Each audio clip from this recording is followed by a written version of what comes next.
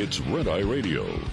Gary McNamara and Eric Harley talk about everything from politics to social issues and news of the day. Whether you're up late or you're just starting your day, welcome to the show.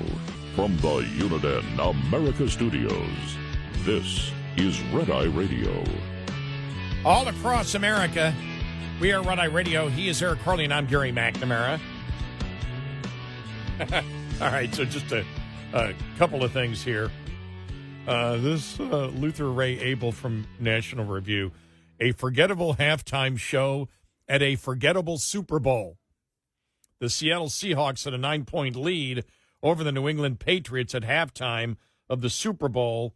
While the players filed off the field, America prepared itself for the greater gridiron battle, the anti-American Bad Bunny halftime show versus Turning Point USA, populist alternative that featured Kid Rock and a handful of country singers. Bad Bunny's performance had him wandering sugarcane fields in a padded shirt and bearing a football, touring Puerto Rican cultural storefronts, and presiding over a presentation of rotating rumps. Wow. That's some writing skills right there, man. Rotating rumps. Yeah.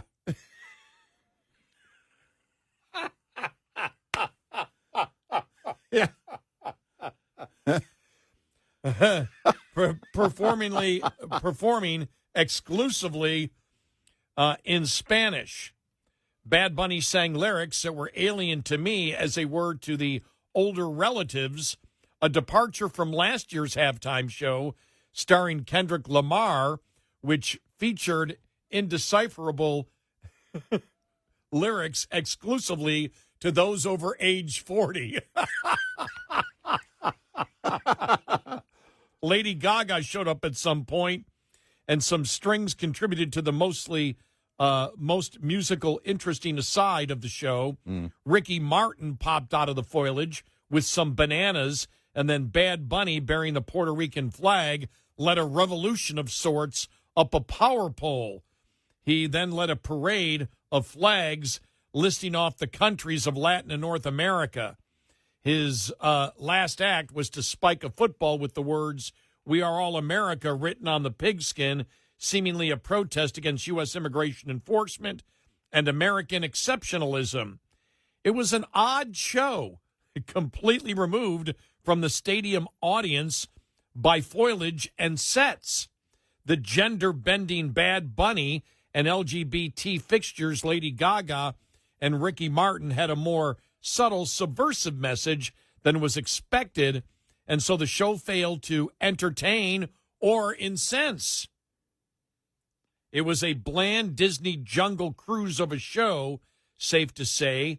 Prince retains the crown of the greatest performer and performance in Super Bowl history. Speaking of Prince, you know what I read over the weekend? His estate will not allow tribute bands.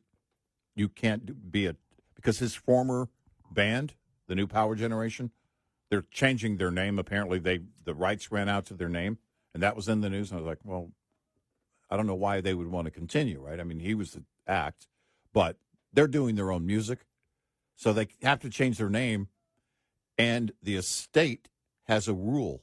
They go after any tribute bands. You can't be a tribute band, a Prince tribute act. They can't do it. You can do cover songs. Wow. You could play one cover tune as a cover band, right? That's okay, but you can't be a tribute act. It's funny because the best thing I ever saw Prince do wasn't any of his own music. Remember that? It was some awards. Remember My Guitar Gently Weeps? Oh, yeah. I mean, it was just fantastic. Right. Prince is an artist who never showed, in my opinion, his true greatness of his guitar skills. No, he didn't. When they were doing that We Are the World video, they were asking him to be in it. But he said, I want to play guitar in it. And they were like, nah, this isn't a guitar song. Yeah. It's like, okay, so no, I'm not going to do it. And I agree. I could have seen. I think, he had killer guitar work. Just killer guitar work. I'm not saying it wasn't good, but mostly it was pop, and the vast majority of his popular music never showed any of his incredible guitar skills. Right. Yeah. I mean, it showed a little bit of it, well, but it can didn't you show imagine like a guitar-based instrumental album, or just one instrumental song that just featured his guitar work? Would have been unreal. Oh, could you imagine? You know, we've always talked about Eric Clapton's Guitar Festival. Yeah. If Prince was up there with Eric Clapton, and I always liked that Guitar Festival. I always loved Steve Vai with Billy Sheehan. Yeah. And a couple of other guys just playing an instrumental. It was something Right. like Get the Hell Out of Here was the name of the song. Mhm. And the guitar was Get the Hell Out of Here. Yeah. Whatever it's something like that. Get the hell out of here. It was Right. was just awesome. Right. But to see Prince with, I can imagine him, Prince, Jeff Beck, and Eric Clapton Yeah. jamming together. Oh, yeah. And going back and forth. Yeah. That would have been crazy. Yeah. Yeah. But since the Prince one was like 2009 or something, I don't think I ever saw that one either. I don't think I ever. Yeah, I think I might have seen like 30 seconds of it in a clip or something. But yeah. and then to cover the Olympics, I just love this. A hot mic caught NBC broadcaster and former professional snowboarder Todd Richards sharing how unimpressed he was with the boring men's snowboarding big air finals on Saturday. Richards must have thought the broadcast cut to a commercial break or ended when he said, "That was boring." "That was so boring," Richards continued. "The qualifier was way more exciting." Oh, my gosh. Oops, is this thing on? Love that. It's Yeah. great. Oh, my gosh. Well, now you know. Now you know how you really and you almost said snoreboarding. So Yes, I did. They would have to change it to that would have been a great line from him. They should change it to snoreboarding. Boring. You caught that. I swear I haven't had anything to drink No. yet. No. And you can't have mine. So yeah. You know, it's the thing about the Olympics is that everybody who's, anybody who watches it, I don't watch it anymore, but you want to see like some really great competition. You want to, or a great demonstration of athletic ability. And while it's all at that next level, with the Olympics, I mean, you want to see the real standouts. But so much of it is like watching a poker game, a real, not one edited down for TV either. It can get really, really boring. And our sensibilities changed after COVID. Something happened. We don't sit and watch anything like we used to in terms of the length of time. We still watch a lot of TV, but the thing is people aren't actually watching TV. What they found is you've got the TV on. You may have Netflix or YouTube or whatever going, and most people have their phone in their hand. And they're scrolling on something else, and you've got to be very compelling to get their full attention to have them put their phone down. For me, it was very simple. I mean, I was watching the Olympics 60s, 70s, and really about up to 84. And then when the pros came in, I was done. Mm-hmm. There was just a certain greatness knowing that we were underdogs every year and still dominating. Yeah. Because we were amateurs. Mm-hmm. And we knew that the Soviet Union and East Germany and even other countries were cheating, and we weren't cheating. Right. And there was a certain hatred for that happening, which is great for sports. I mean, it made it great. Yeah. And now that everything is really, everybody's a pro in so many of the sports. And like hockey, I can't get excited about hockey. Right. They're all-star teams. It's not like, as I said last week, it's not like the USA hockey team of 1980. They came together as a team. They were practicing. They had their basic team in August. Yeah. They were practiced. They had games August, September, October, November, December, January, all the way into February. Mm-hmm.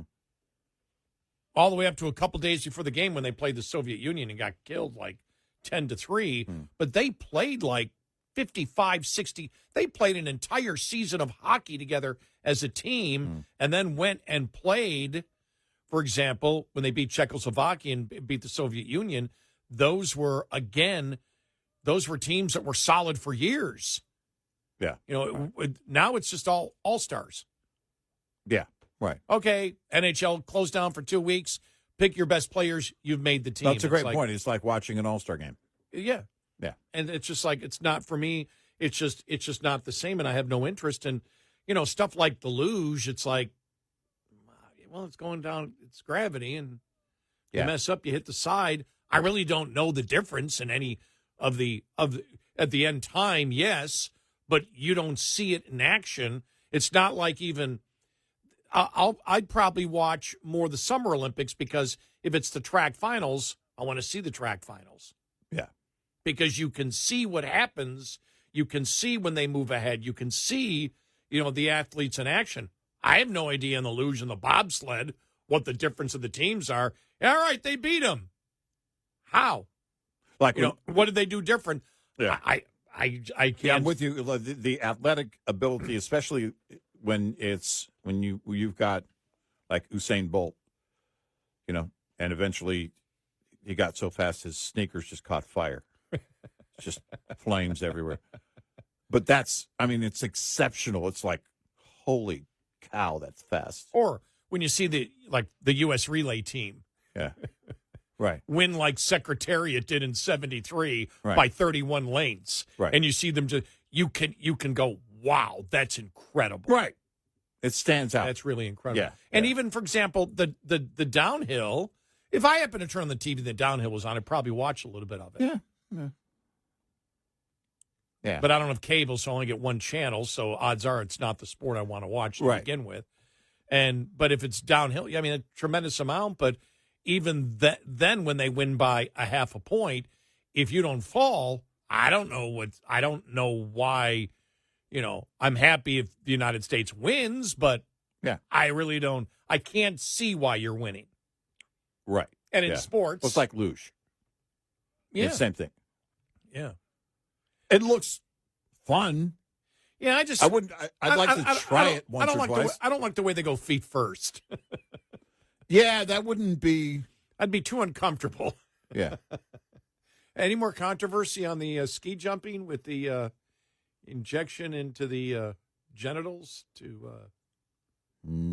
whatever that reason was? I think that pretty much to make it where they wore the bigger suits, which gives them more lift.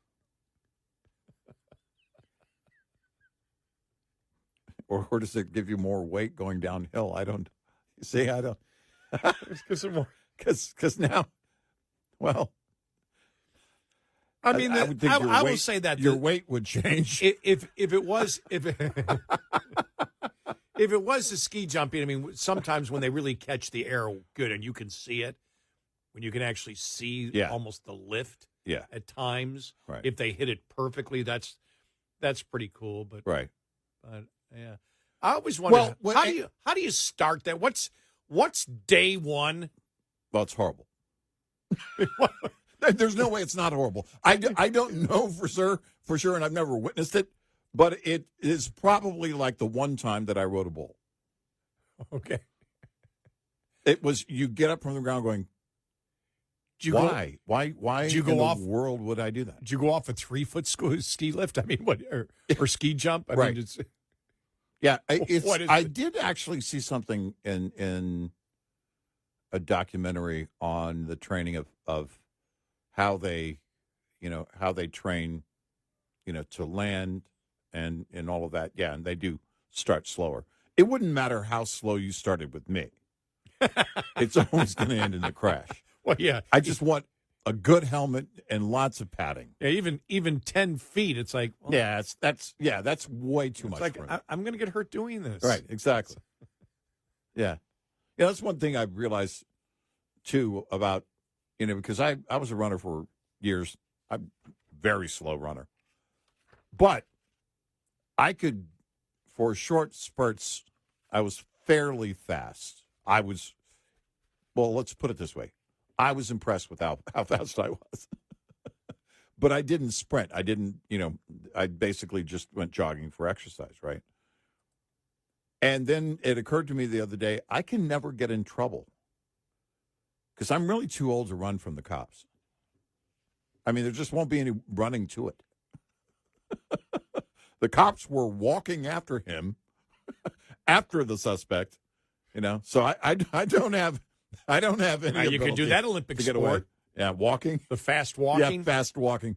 Yeah, Boy, isn't that like the most they train in malls uncomfortable sport to watch? It just is. The way their body moves. Is. It's almost as if you want to break into a run. It's almost like that alien in the Charlie Sheen movie with the remember global warming, whatever that was called. Yeah. Can't remember what that movie was called. When the alien was walking, then started running away. Yeah. Yeah. Can't think of the name of the movie. That was when the aliens were heating up the atmosphere. Global warming was coming from the aliens. Yeah. If you remember. Yeah. No, it's weird to watch. Yeah. Yeah. Just take up running. It looks normal. This looks weird. We are Red Eye Radio. Brought to you by FPPF, Fuel Power Max. The IFTA tax program redistributes tax revenue to states based on your actual miles run. Thus, the truly cheapest fuel can only be found if you subtract federal and state taxes and state surcharges from the pump price to compare. The strategy means that you buy without regard for whether you are paying more at the pump in taxes. IFTA also considers state surcharges, which complicates the fuel buying strategy. Indiana, Kentucky, and Virginia have per gallon surcharges. Connecticut, Kentucky, New Mexico, New York, and Oregon have per mile surcharges. While some owner-operators buy only enough fuel to get through surcharge states, this practice can backfire, depending on the actual cost of the fuel in each state. When comparing fuel prices, always remember, pump pride minus taxes equals the real fuel cost. Owner-Operator Business 101 is provided by Overdrive's Partners in Business program. Go to overdriveonline.com to the Partners in Business section of the website for more detail on this and many other topics. Brought to you by Shell Rotella. With advanced synthetic technology is designed to help keep your rig running with more mileage and less maintenance. Lines open for your calls. 866-90-RED-EYE on Red Eye Radio.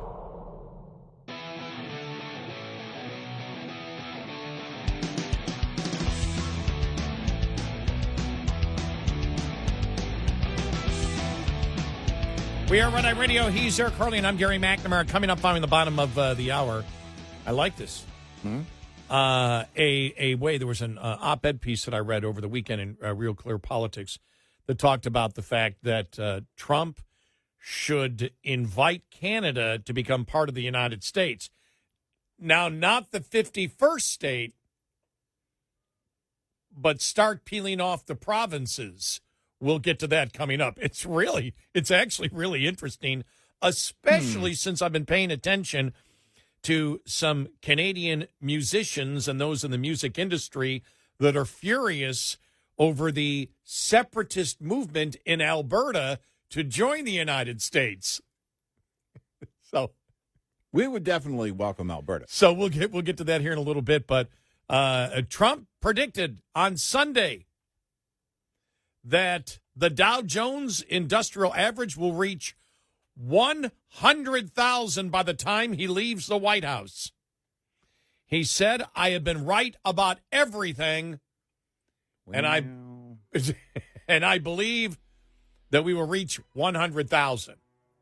Now, if he does, that's 2029, I think I can retire, and if it reaches 100,000, I'm buying a beach house. If it reaches 100,000, I might kiss him on the face.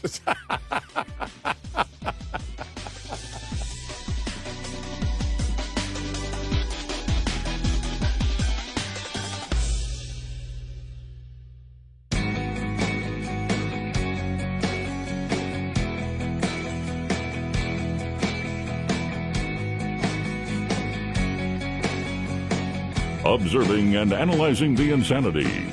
Eric Harley and Gary McNamara. Nightly on Red Eye Radio.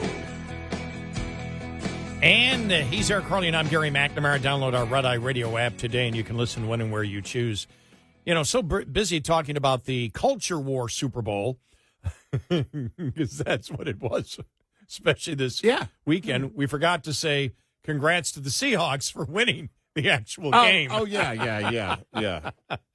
And congrats to the coach and a number of the players that I saw all thanking God. Also, and we hope the Marxist government now, the slowly increasing Marxist government of Seattle, appreciates the word of God being promoted so heavily. And also to the New England Patriots football team, you guys were in the Super Bowl. I don't know why you didn't show up, but you were supposed to be there. So. I'm not going to comment as anybody out there might think it's just my bitterness as a Bills fan. Oh, it's definitely my bitterness at Jerry Jones at play here. So, no, it's all right. What? I've got to mention. I could the last time I watched the Super Bowl, Jerry Jones had his own hair. I got to mention this. What? Jerry Jones cameo in Landman season 2 that I watched. Oh, is he in it? Yes. Well, thanks a lot. No, I'm definitely not watching. And he's I'm just going to say, I don't want to give anything away. He's talking to a guy from who owns an oil company who is sick. I don't want to give this away. Okay. All right. Okay. And he apparently knows him. They're friends. All right. Because it's all right. oil business, actually Fort Worth, because they're much more focused on Fort Worth and Midland. But so many, you watch it and you're just, I live in Tarrant County, which is where Fort Worth is, and I'm in Fort Worth more than I ever am Dallas. And it's just like, wow, I know that place. I know that place. Oh. I know that place. I know that place. I know that place. I know that place.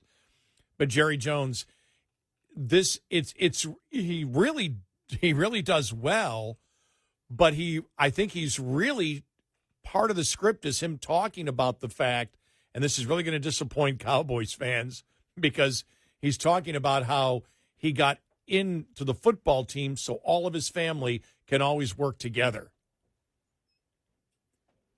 And that's what's happening. As you know, his son's going to take over when he's gone. Yeah, his son's going to take over and still be the general manager. And I'm sitting there watching it, dying laughing, thinking to myself, Cowboy fans got to be going nuts here, going, he's even saying it even on Landman. Right. It's always going to be the family's going to be running the football side of it forever. Yep. And that's one thing that people don't know if you don't live here. That because Jerry Jones is so public, but people don't understand from other cities how furious Cowboy fans are of the fact that they can never get a new football administration in there because it's the family that wants to control not just the business side of it, but the football side of it completely. Yeah, right. And so I'm watching Landman dying laughing. Well, But, I mean, I don't know, maybe that was the goal, right? Maybe that was the goal to be, look, let him be Jerry Jones. by the way, watching Landman, just remember, it's all stolen land, man. Yeah. All right. I saw this. Speaking of land, I saw this and went, oh, come on, this is just stupid. Then I read it. Okay. And hypothetically, this is quite interesting. The guy's name is John Dominguez. He's an investment banker in Arlington, Virginia. And he wrote this op-ed piece in Real Clear Politics, Real Clear World, part of Real Clear Politics. A plan for Canada to join the United States. Okay. Now, you and I have talked about this before and went, no. Why? Because if Canada became the 51st state, they would be bigger than California. And it would be a complete liberal state. Right, yeah. So you don't want it. So when I went, okay, I'm starting to read this going, I don't know. And he pointed out the fact that, look, he's, the Prime Minister Carney is shopping his country to China and Qatar. He goes, and Americans should revisit the idea that the founding fathers first proposed, and that's welcoming Canada into the Union, which George Washington did back in 1775 in an open letter to Canada.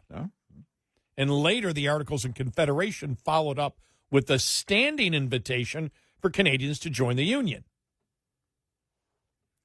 So you look at that, and still it doesn't change my mind, because it's like, no, they'd be a huge liberal state. Yeah.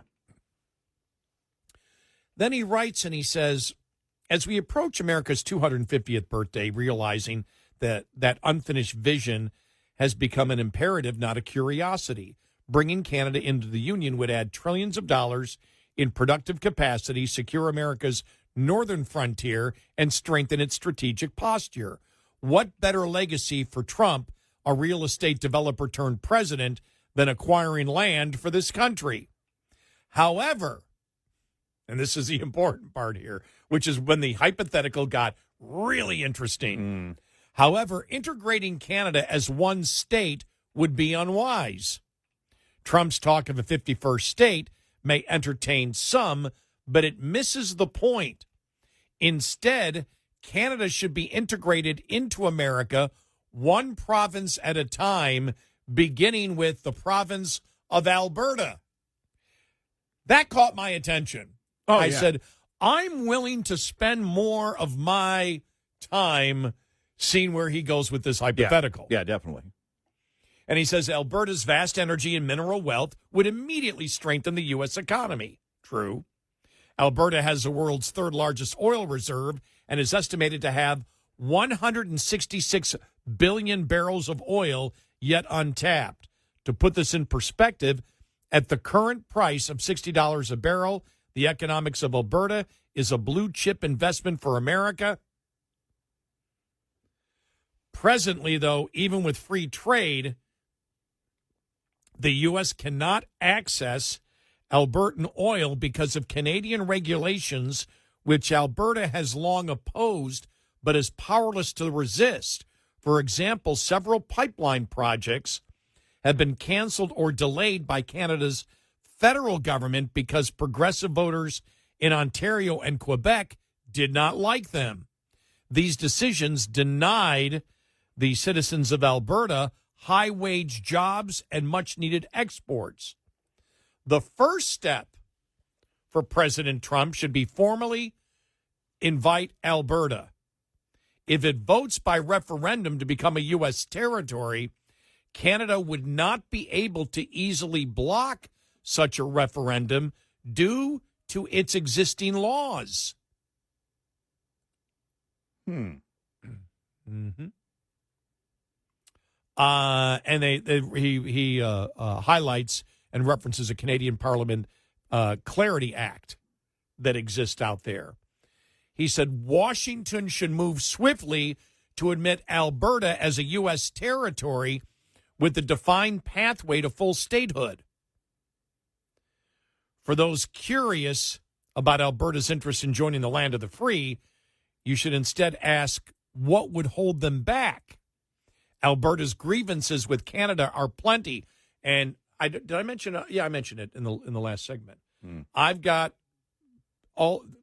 probably 5 or 6 people that I'm acquainted with.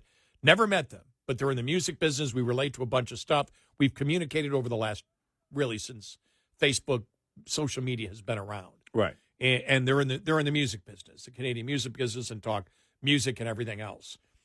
And they went bonkers about a week and a half ago. And it really caught my attention because they never talk politics. Hardly. Maybe you'll see a slap at Trump or something like that. But this was at Alberta, and the Alberta separatists, who are getting louder out there, people of Alberta that want to join the United States. And they were just livid about it. And so that also helped pique my interest of this article. But it said the grievances Canada are plenty. Alberta is Canada's wealthiest province, yet much of its revenue is constitutionally mandated to be redistributed to other provinces with little political recourse. At the same time, Alberta is deliberately underrepresented in Canada's parliament due to special laws that entrench apportionment advantages to other provinces. You see where we're going here. Yeah. Alberta doesn't believe they have representation. Many people in Alberta believe they don't have the representation that they should have, and they are powerless to control their own destiny. The result is a persistent imbalance. Alberta votes one way, gets governed another way, and there is no institutional mechanism to reconcile that divide. These political frustrations are compounded by regulatory ones. Alberta sits atop world-class energy and mineral deposits, yet faces an ever-tightening regulatory apparatus hostile to development. Recent laws have only added new regulatory complexity that effectively makes any new energy investments unprofitable. For America, Alberta's value extends well beyond economics. Energy security and critical mineral supply chains now sit at the center of national security planning, particularly as China consolidates 70% of global rare earth production. Alberta and broader Canada have large reserves of rare earth minerals, but is crippled by its own regulations. Alberta's resources, workforce, and industrial base would fold naturally into the U.S. economy, preserving American dominance across energy, defense, and technology.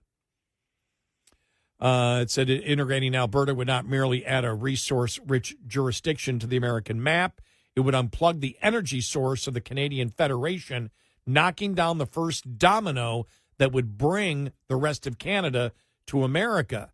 Saskatchewan, with a similar economy and political profile, would likely follow soon after. However, it cannot be overstated that any serious American plan to annex Canada must recognize that Quebec is not part of the plot. Its identity as a French-speaking nation with its own singular laws, culture, and norms deserves respect and separation. With that said, once Alberta joins the United States and Quebec exits the Confederation, the backbone of Canada collapses. Smaller provinces would face a stark choice: cling to a diminished federal core or integrate into the American system that already anchors their trade and security. At that point, accepting the life raft of America would merely be recognizing reality. U.S. does not need to annex Canada in a single stroke. Like a lion devouring a fat gazelle, America should absorb Canada one bite at a time, except the fact you don't want the liberal provinces. If each one becomes a state eventually, Yeah, right. you would add Exactly. you would probably add 2 to 1 at least. Right. Yeah, two, me, 2 to 1 liberal states and senators. Yeah, that's where I started on this whole thing. I mean, it's an interesting take, but in the end, you have the same problem. That it's going to be more liberals on Capitol Hill and likely a dominance for a very, very long time by the left. So, how about no? Yeah, it's not going to happen anyway. But it's an interesting conversation. Hey, they can become again a territory. And they can have one of their singers sing at the next Super Bowl. Okay. All right. We'll work that out. Why not? I don't think they're from there, but we'll take Trooper, who sang this. You always hear him at hockey games, Raise a Little Hell. All right. Yeah. Yeah, we need more football. Heavy metal, right? Heavy metal is what football should be playing, right?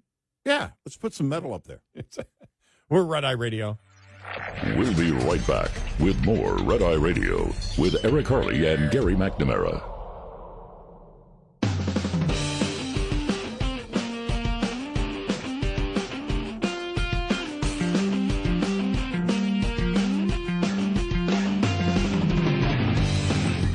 We are Red Eye Radio. He's Eric Harley, and I'm Gary McNamara. All right, let me just throw this out here because it's like, oh, man. What? A couple of stories about the debt burden looking at the debt. Yeah. The debt hit $38 trillion in October. It will hit $39 trillion by March 6th. 5 months. So you're talking about over $2 trillion a year, and it's increasing now. Yeah. It keeps increasing. Yeah. Well, I think the president had it wrong. It's not the Dow isn't going to hit 100,000. The debt's going to hit 100 trillion by the time he's done at this rate. And of course, the interest, because the principal is going up and the interest goes up, and we're doomed.